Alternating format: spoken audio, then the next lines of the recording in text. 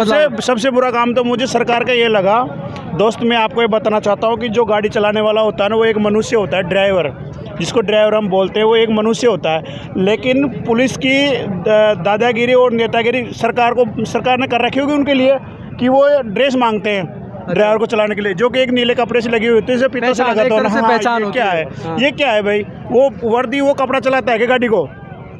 मैं ये कहता हूँ पुलिस वाले हमें रोक करके उस कपड़े के लिए परेशान किया जाता है और 1500-1500 रुपये हमसे वसूले जाते हैं जब हमारे पास में वो नीले कपड़े की शर्ट नहीं होती तो। और मैं सरकार से ये कहना चाहता हूँ कि जो भी सरकार में बैठे हुए जो भी लोग हैं, नेता मंत्री जो भी है, मैं उनसे ये पूछना चाहता हूँ कि वो उस गाड़ी को वो कपड़ा चलाता है कि उस कपड़े के अंदर बैठा हुआ व्यक्ति चलाता है? उस कपड़े के अंदर बैठे हुए व्यक्ति को उसकी वैल्यू देखनी चाहिए ना, उस कपड़े की क्या वैल्यू देखते हो? इस राय में लोकल प्रतिनिधियों की क्या राय है? जो जनप्रतिनिधि है, कभी इस तरह का जो शोषण हो रहा है, लूट हो रही है एक तरह से ट्रैफिक विभाग की द्वारा, तो आपने कभी जनप्रतिनिधियों से रखी इस तरह की? मैं कहाँ जाऊँ, किससे कह? मैं तो पुलिस वाले से अड़ जाता हूँ, कहता हूँ कि भाई एक बात बता, मैं इस ड्राइवर की स्टीयरिंग पे बैठा हूँ गाड़ी की पे, इसको मैं चला रहा हूँ कि कपड़ा चला रहा है, और इस कपड़े के लिए आप हमें परेशान करते हो, हमारा चालान भरते हो और 1500 रुपये मांगे जाते हैं हमसे। तो क्या है सब? क्या हमें कपड़े पहनने का हक नहीं है? हम अच्छे कपड़े नहीं पहन सकते? ज़रूरी है हमें कि उसी तरह के कपड़े पहनने हैं? क्या है ये सब? तो आपको क्या लगता है, होता क्या है? तो आपको क्या लगता है इस आधार पर चला रहे तो हेलमेट के लिए चालान करो हमारा, वो माने, वो अच्छी चीज़ है, लेकिन कपड़ा कोई माने नहीं रखता? क्या चीज़ है सब? ये सब मुझे बुरा लग रहा है।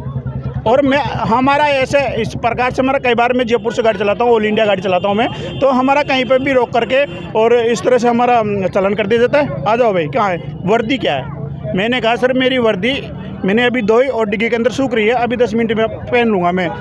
मानते नहीं है, क्यों? अच्छा, तो इसमें बदलाव होना चाहिए, सुधार होना चाहिए। ड्राइवर कोई सा भी कपड़ा पहन सकता है, उसकी वैल्यू गाड़ी चलाने से, उसके लाइसेंस से देखनी चाहिए, ना कि कपड़े से। सही है, बिल्कुल। और इस बार का जो चुनावों में आप किसको देखना चाहोगे? कांग्रेस, बीजेपी? कोई भी हो, सरकारें सब अपना अपना काम करती है।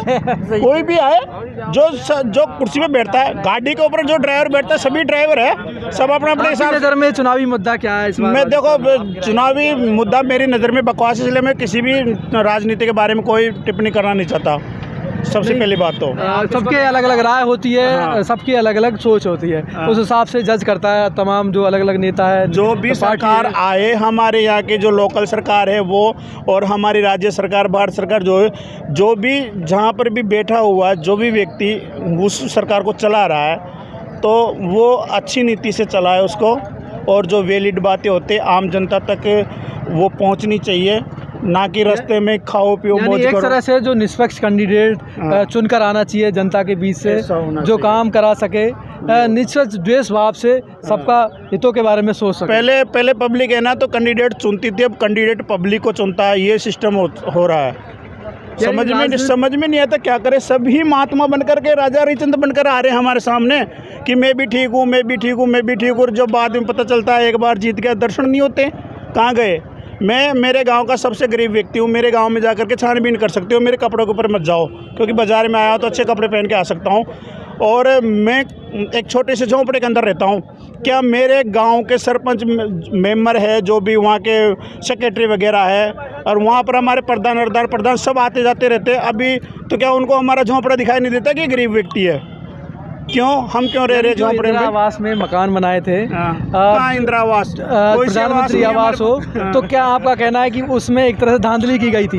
जो वाकई जो गरीब है उनको मकान नहीं मिले, जो अमीर लोग हैं जिनके महल खड़े हुए उन्हीं को फायदा, जिनके ट्रैक्टर चल रहे हैं, जिनके 550 बीघा जमीन है ना, उनके लिए आवास योजनाएं मिल रही है, और हम गरीबों, क्योंकि हम पढ़े लिखे लिए, हम जानते नहीं। प्रशासन का दोष है हमारा, वो निष्पक्ष रूप से जांच नहीं करती, और उसमें जो गरीब को उसका हक नहीं मिलता। तो मैं तो यही कहना चाहूँगा, भैया जो भी सरकार में आता है, गरीबों का शोषण ना करे और गरीबों की तरफ ध्यान दे।